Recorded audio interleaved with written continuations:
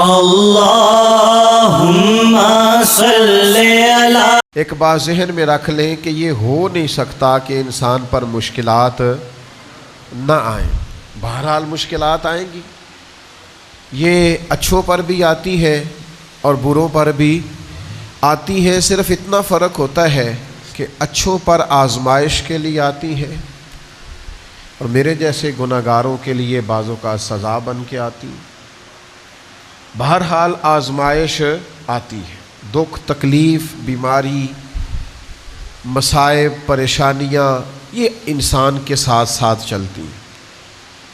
اب ہوتا یہ ہے کہ ہم مختلف قسم کے رویے آزمائش کے وقت ان کا ہم اظہار کرتے ہیں، ہماری مختلف حالتیں ہو جاتی ہیں جب آزمائش آتی۔ صرف سمجھنے کی بات یہ ہے کہ آزمائش تو بہرحال آئے گی، تو ہم نے کرنا کیا ہے؟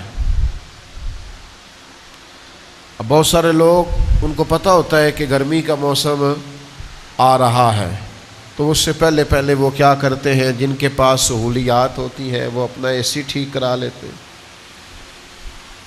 اس کی ریپیرنگ کا کوئی کام کرنا ہو کرا لیتے ہیں، جن کو وہ میسر نہ ہو وہ پنکھوں کو صاف کر لیتے ہیں۔ کچھ لوگ سمجھتے ہیں کہ میرے پاس لباس سارا موٹا ہے تو میں باریک موسم کے مطابق لباس خرید لوں بنوا لوں۔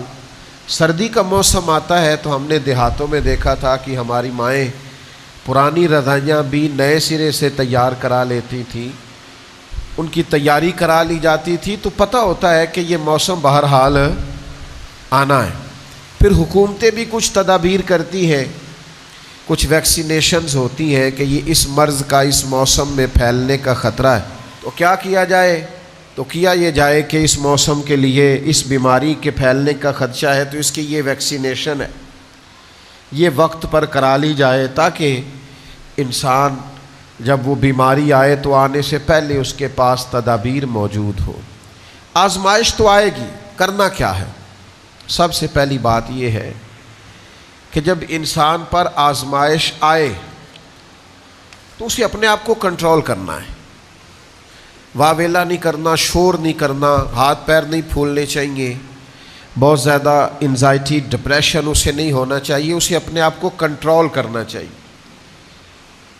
باقی جو لوگ مدد کے لیے آئیں گے وہ بعد میں پہنچیں گے، جو ڈاکٹر اس کے پاس آئے گا اس کو بھی فون جائے گا، وہ تیاری کرے گا، وہ نکلے گا، گاڑی نکالے گا، آنے میں ٹائم لگے گا۔ اس کے پاس اگر ریسکیو والی ٹیمیں آئیں گی تو وہ بھی ٹائم، سب سے پہلے اس سے ذہنی طور پر مشکل کے آتے ہی اسے یہ دیکھنا چاہیے کہ میرا اپنا کنٹرول لیول کس طرح کا ہے۔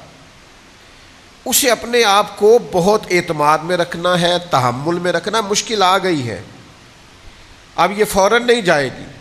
ایک اصول سمجھ لیں کہ نبی پاک علیہ السلام نے فرمایا کہ صبر وہ ہے جو پہلے صدمے کے وقت کیا جاتا ہے، جو عین مصیبت جب آئے اس وقت جو لوگ صبر کرتے ہیں اس کو صبر کہا جاتا ہے۔ جس کو ہفتے کے بعد آیا وہ صبر نہیں، وہ تو زخم ہی ٹھیک ہو گیا ہے۔